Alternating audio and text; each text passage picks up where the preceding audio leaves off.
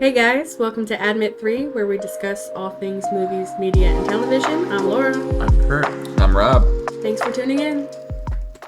Today's episode is about the mystery thriller film Missing, which released Friday, January 20th, 2023. The film stars Storm Reid, Nia Long, and Ken Leung, and it follows a teenage girl who is trying to find her mother after she goes missing while on vacation with her new boyfriend. An anthology sequel to 2018's surprise hit Searching, Missing follows the same screen life template as that film, which means the events of the movie all take place on a computer, tablet, or phone screen. The story was developed by Sev Ohanian and Anish Chaganty, who directed Searching, and it was helmed by first-time directors Nick Johnson and Will Merrick. Kurt, you're the only one here who has seen Searching. Is Missing a worthy follow-up? No. Unfortunately. Before I jump into my thoughts, I think it's important to note that the only connective tissue that Missing shares with Searching is the screen life format, and that the central mystery is about somebody who's missing and they're trying to find them. There's nothing that you guys were missing. As for how it compares to the first film, I really was a big fan of Searching a few years ago when it came out, but my feelings on this one are lukewarm at best. I wasn't very invested in the story. The format, the screen life format, kind of grated my nerves a little bit, and I'm not sure if that's a case of it being so similar to Searching that it just felt like the gimmick being overused, or if I'm just so burnt out on screens all the time that it fried my brain to watch, or that was about a father at the center of it, and it's a teenager using the internet the whole movie. Yeah. So maybe that had something to do with it. Maybe if I went back and watched Searching now, I would feel the same way I do about Missing. Maybe it's just a one and done sort of thing that I can handle. But I do remember being way more invested in that film and how it turned out than I was with Missing. Rob, you were a big fan of this one, right? Yeah, I think it's pretty much a shining beacon of how not to make an interesting film. Obviously, I'm just joking around. I don't like to down talk, productions, because obviously there's a lot of effort that went into this. Actors, risking their reputation and just trying to give their best performances. A lot of money that goes into it. Ultimately, I can say I don't think the movie was for me. I think maybe the younger crowd it would appeal to more.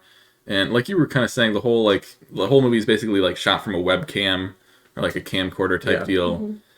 And if they did a couple of scenes like that, it would have been very cool. But the whole movie being shot like that, it just drained me so much. It was just so painstaking. It was a slog to get through it, in my opinion. Laura, how'd you feel? I definitely agree. I was like really hoping right before the movie, I was like, we're going to go into this and it's going to be a surprise. We're all going to love it, because based on the previews, I feel like, it's going to be just like, okay. I'm like, no, there's going to be like some crazy shocker thing that happens and it's going to be like so redeemable, but that didn't happen. I definitely feel like it was too much on like the always being on like a phone screen or like it's just, I don't know, infuriating, I guess. I'm just like, I'd rather just like see it all playing out instead of like looking at someone looking at a screen. It was very strange. Like I said, in Searching, that worked for me. So I was sort of looking forward to this film a little bit. Not like I was dying to see it or anything, but I was pleasantly surprised by Searching, so I thought maybe I'd be, surprised again by this one. And just wasn't the case, unfortunately. Watching this makes me not ever want to watch Searching. I know that you're like a big fan of Searching, and then you said, well, I wouldn't say big fan, but you like Searching. Well, I was a fan. I was definitely a fan. But watching this, I don't think I ever want to watch it.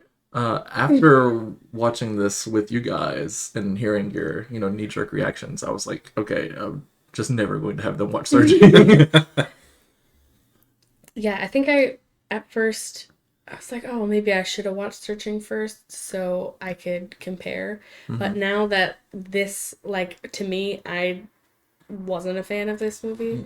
So I'm like, if it's anything like Searching, I don't think I It's would like Searching. it's like a either. worse version of Searching. If it's the Screen Life format that you really didn't like and didn't take to throughout the movie, Searching's not going to do anything different from you. Yeah, I don't know. I For feel like, you.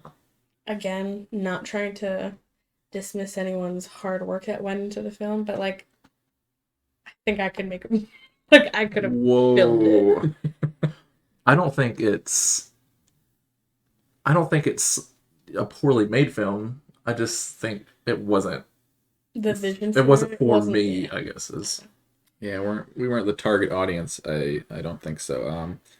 I do have to say, for this film, I did not see it coming who the antagonist was. Not at all. What about you guys? Did you, like, in the back of your mind, did you think who it was going to be, or? Oh, the twist about how Yeah. like the main bad guy, the main antagonist was the father the whole That time. we all thought was dead. Um, shocker. I feel like with the information that they provided, there was really no way to assume that, and I'm sure that's what they were really going Yeah. for. They want it to be like, "Oh my god" type of moment when he's standing at the door ringing the doorbell and he brings his hood down, and she She's has like, a very oh, she she's has a like, very "Wait, like what?" unsurprised look on her face. Like if you saw your dead dad after like 12 years, but you wouldn't just be like, "Oh wow, that's Yeah, weird." maybe Like, she was just like in shock, like it was. She didn't even comprehend it at the time. Neither did I. I also have to say, there's this one point in the film where she calls this phone number and it goes to like some landline, and she's talking to this guy on the phone. She's like, "Oh, what was so and so doing here?" And it is her father who she's talking to. She just doesn't know it yet. But like, I feel like she had just watched that video of like their last family vacation. Wouldn't she have noticed the similarities in the voice? Like, there was no recognition there at all. I think you have a point, but I also, if you think like your dad's dead, maybe you wouldn't. I know, but Even like, if it what are the sounds similar, chances that they maybe- sound exactly the same? I don't know. I guess people can sound different over the phone, and she lost her father a decade ago, so maybe her memory wasn't the best. But This also brings up another question for me. Well, clearly her father isn't dead, so like, did they have a funeral? Like, does he have a gravestone like they would visit every year? Like, how did she know definitely that her father was dead? Obviously, like, you would assume your mother wouldn't lie about that, but Yeah, I think that's how was it. there like? But I'm saying, if your parent dies, you're gonna have a funeral, and she was old enough to realize like if there was a funeral or not. So like, I need more info. I think there are many gaps in logic throughout this film. Questions they didn't want us to ask. Yeah. Like, how did this 18-year-old girl find out things that the FBI and international affairs could not? yeah, we after the movie we actually had like a little bit of a debate about whether or not the father would immediately be implicated in something like this, given that obviously the U.S. government, knows that this man isn't dead, not like the main character in the movie. He would immediately be suspect number one, and he'd be the first person that they would bring into an interrogation. It's always the ex-husband or the ex-boyfriend or whatever. That's the first suspect. Also knowing her mom's best friend, Heather, which is actually their like lawyer or some kind Like of their counselor or whatever. case counselor or Yes, something like that. for the witness protection. She obviously knows that they were trying to get away from this man and that he was actually still alive. Well, she so, was being blackmailed. They did show that in the movie. They had I know, like, but wouldn't you think she would say something to the FBI? well, in the blackmail pictures, it specifically says say something and she dies. So they were threatening. The whole point was for her, like for him to get to his daughter, so he's not going to kill her. Right, but this guy is clearly a mentally unwell individual. I don't think you want to take any chances with that. And just Well, she died anyway, so she could have at least helped the bitch out then. Yeah, I think there are many, gaps in logic throughout the entire Yeah. film. I do have to say, I think them playing up how like she was so invested in like her father and she loved her father so much and like barely gave a shit about her mom. Yeah. And then come to realize like, oh shit, like my dad was the fucking worst. Yeah. And My mom was protecting me this yeah, entire time. my mom was literally giving up her life and protecting me this whole time, and I just brushed her off. Yeah. Like, Well, she how was often nothing. is it that teenagers are ungrateful shits and don't recognize what their parents are doing for them That's a very good point. until their dad comes to try to kidnap and maybe kill them? It happens. That was really like the only development in the main character was that she basically liked her mom at the end, right? Nothing Yeah. really Right, else yeah. changed about her personality. Speaking of characters, I did like to see that the guy from the first Rush Hour, Ken Leung. Sorry if I'm mispronouncing that. Was in the movie. That was very cool to see. And also, this guy needs a raise. Joaquin de Almeida, I believe his name was. He Yeah. played Javi. Basically, June hired a TaskRabbit was the company, right? right so, yeah. to go clean up, air quotes, the hotel that her mom was staying at, so that maybe he can get some info, get the videos from security cameras, and they kind of build this relationship throughout the movie. And I thought his character was just so believable, and I think he did a great job portraying that. Yeah, good guy, Javi. Yeah, I Good think it was guy. the only redeemable thing of the movie. Yeah, he is by far the best character of the movie, Yeah. I thought. Warm, fatherly figure at the center of it all. Very sweet. And I think it's funny that like their situations were reversed. Like he was Yeah. having a fallout with his son. Mhm. She was having I don't really know if you call it fallout with your mom, but you know what I mean. But their situations were reversed and they ended up both at the end It's always a happy happy ending. ending. Except for her dad, Yeah, I don't who got stabbed in the neck. I don't think he necessarily deserved a happy ending.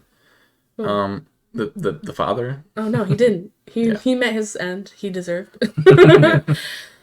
Back to your point about the twists that it's her father the whole time, or he's at least one of the bad guys in the movie. The big bad guy is her father. It's a shocking development, I will say, but it's like you said, there's no possible way that we could have seen that coming. So on one hand, I want to give it props for pulling the rug out from underneath you and it being something you didn't see coming. But it's also frustrating Yeah, that because you the didn't logic have of the it, yeah. information. It's kind of like they were just kind of really getting the best of the crowd because there's really nothing you could have assumed from that.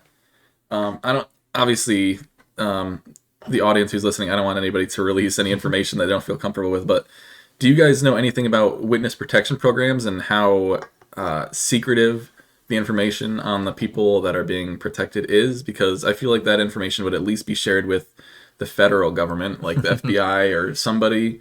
Yeah, I said no. He was like, "Oh, the FBI would definitely know." I was like, "No, they're in WITSEC. Like nobody would know." But I guess anything's possible. I really have no idea about anything.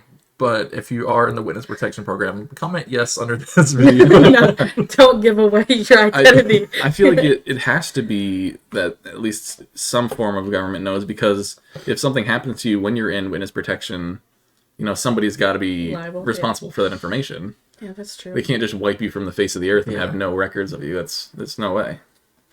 In a perfect world, nobody would know. You guys, there was one scene where on the airplane, they Kurt's favorite. June thinks that it's her mom, but then she plays the video and like the person turns their face and it's a completely different lady, and they kind of like retake the scene Yes. again and does it in slow motion. And you guys thought that was really funny. Because it was a live photo, which she didn't click on before. Because you have to like click on the link. Well, it's not a link, but you have to click on the live photo thing Yeah.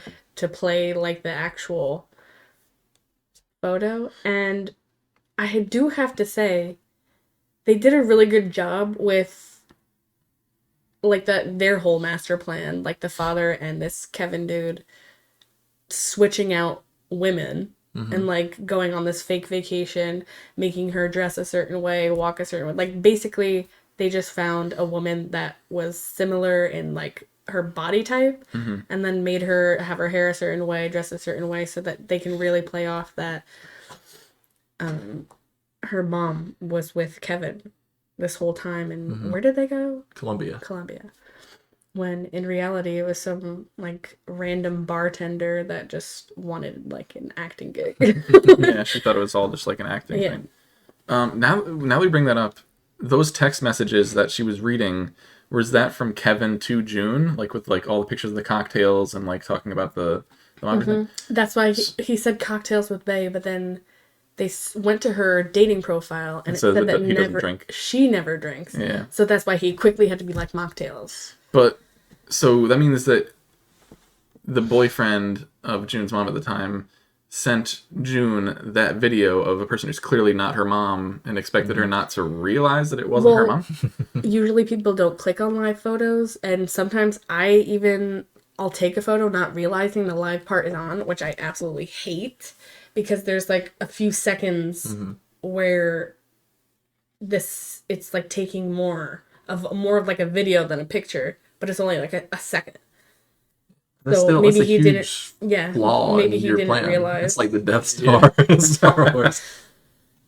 Yeah, I really don't know. Like Kurt said, there's many gaps in this film that don't make Yeah. any kind of sense. It is almost funny though how many times there's like a twist. It's like, oh, you didn't see this coming. Oh, you didn't see this coming. And each time it's like something bigger and bigger and bigger and bigger. And the It's like, whole oh, it wasn't time- even your mother on the airplane. Right, the whole time I feel like they're trying to make it out like her mom was this kind of like bad person that Yeah. had like a weird past, and then it turns out, bam! Yeah. The deep past was that she was protecting Yeah. her from her piece of shit father. Yeah. Yeah, the Fuck spousal abuse. the main character June also comes like she has like revelations like at a certain time where she like realizes something to do, like when the password was Junebug for her mom's email Yeah. instead of June. And it's like, this is, I don't know about you guys, but that was immediately the first thought that came to my head when, you know, she was typing in the passwords. And I guess, you know, maybe that's just, you know, 'cause she's like a young teenager, maybe it wasn't the first thing that came to mind. And then towards the end with the Siri thing, how she thought about that like way afterwards, when Yeah. that was the first thing that came to my mind as well. I was like, wow, that's the smartest thing. I would have never thought to do that, to look into the camera and say, hey Siri, so that it would recognize my voice through the video. I would have never thought of that. I would have been sitting in that house till I died. There's no way. Also, I don't, how far away was this house that the father was living in? That was the vacation house, so I'm actually not sure, but it couldn't have been too far away because I'm imagining they would want to live a decent distance away because I feel they're like it witness took them, protection like- from that Yeah. guy. well, it is a movie, so They said they moved from somewhere to California. I can't remember what the state was, but they moved out of one state and moved to was it California. Nevada? Might I be don't remember. Nevada, but This is close. this might be another, you know, hole in the logic of the film They're because hoping you wouldn't realize it. she was looking at the cameras on her computer and realizing, oh, this is like my house from when I was a kid. Right. And then the father shows up at the door moments later when he's literally like hours away by Yeah. car. Like there's physically no way he could have gotten there after realizing she figured it out. No, I think he was already on his way there. No, I'm pretty sure she even says in the movie that he realized that she figured out where he was. I'm almost positive there's a scene where she says that. I would say that I would have to watch it again, but I won't. Sorry. Either way, even if it was, you know, coincidence, it seems very convenient. No, it was because she hacked into that account. Yeah. And she was messaging, and then they put two and two together. It wasn't the camera. But I do think it's creepy that he set up all those cameras and was watching Max. Which is weird because wasn't it just him in the house? So like, what is? Well, he had her mother in the shed. Yeah, and the tool shed out back. Yeah. So he's probably just making sure nobody was going there. Like, nobody would find out his I don't secret. know how this guy got back on his feet because he was in jail or prison rather for like 12 years and he's able to get back in the same house that he was in and just seems, I don't know, he did pretty well, I guess. Well, I mean, he did deal cocaine in the past, so I'm sure he was able to get right back in the biz. He did cocaine, but he had a bunch, so I'm assuming that he sold it. Isn't there also like like after you get out of prison, aren't you put on like probation or some kind of like supervision? I'm sure they keep an eye on you much more closely than the general public right I after think you you get have to out. go to like a halfway house, but I feel like that's only for like 6 months, and then you're set free into the real world. That's a scary thought. Um, I also don't know because I've never been in jail, so. yeah, I think we all Whoa. share that same. um, yeah, the character, the past couple of movies we've watched, like Plane, there's really not that much character development, and they're not very like character-driven movies. We need background information. We want to be able to like relate to characters and like feel for them for whatever they're going through. But it's hard to do when you don't know anything about these people. Yeah. Give us details. It is kind of funny that the movie we've watched this year that had the most character development was Megan. Megan, yeah. Oh god. I will say this movie highlighted we just have way too much fucking access to each other on the internet. I like how you said how she like was able to do more than the FBI, because I always say I can do better research than the FBI. And I think every FBI is listening to maybe, it. yeah, I do think maybe every or most women will agree that they will search the internet to the ends of the earth till they find out every last bit of information that they need. Okay. Especially if it's about a man that they're trying to get with. They will definitely 100%. I don't think that was the point of this movie, but I get what you're saying. No, but Yeah. I'm saying she's a woman, she's 18, she's probably done some research on the past. And to her credit, there was a lot of good research that she did do. That, I mean, let's be real, if it was the FBI looking into it, they would have been miles ahead of her. But this is a movie, obviously you got to suspend disbelief. I would have beat the FBI. I would. I'm just saying. Now I'm gonna be on a list somewhere, but that's all right. You were already on a list. True, because I've said it multiple times. On that AMC A list, that's for sure. So, Kurt has come up with this secretive question that he has folded up here. I wasn't able to read it before we started recording, so shocker. Yeah, it's Let's not see that what shocking. let's see what it says. If I was missing, where's the first place you would look for me? You're gonna answer it about yourself. No, I was gonna answer for you. If you. Oh no, I meant for you. Oh yeah, I meant for If you. I was missing, where's the first place you'd look for me? You're asking if you were missing, where would I look Yeah. for you? Um, My that's- room, because I'm never going anywhere. That's a good question. I guess the first person I would call, obviously, is our sister Sherry, and if she didn't know anything, I'd probably call Sam. Because usually, if you're not with Sherry, you're the at first place you would look for me, not who you'd call to first get there. place. Okay, obviously in your room. Yeah, 100%. If I didn't find you there, The maybe, living room. maybe see if you were at the store or at one of the places downtown. My first thought was, depending on the time of day, probably Dunkin'. Dunkin' Donuts. Every morning. Always in the drive-thru at Dunkin'. But if I were answering this question for you, Kurt, I would say probably a bookstore, and Robert, at your computer desk. Wow, on my computer. That's Well, we're rough. not missing at all. I'm at a bookstore. He's at his computer. Yeah, you're not missing. You're just doing your Yeah. usual. Check the bathroom for me. Wow. I'm not there often. I was gonna say that too. I was gonna do that after my room. So As far as like redeeming qualities for this movie, it's, for me at least, it's very hard to find something. Laura actually turned to me after the movie, and she was saying how she thought I was sleeping during the movie, but I wasn't I did. sleeping. I kept checking because he like just his body language and like he's not into He was in a at food all. coma from those Impossible Nuggets. Oh man, I'm a big fan. Recommend. But no, I was not sleeping. I was audibly sighing every few minutes because the movie, it's just such a slog to get through, and it As was you can tell, painful. he likes the word slog. It's the best way that I can describe it. Every single moment in the film, it just feels like it's just painful to get through. And I had very low expectations going to this movie. I didn't have any I think we all expectations really. had very, very low. And I figured I'd walk out at least being like, okay, I could live with this, but I genuinely can say if we'd never watched this movie, I wouldn't have, lost anything. There's nothing to be gained for me from watching this film. True. I feel the same. Well, what would you give it out of 5 then?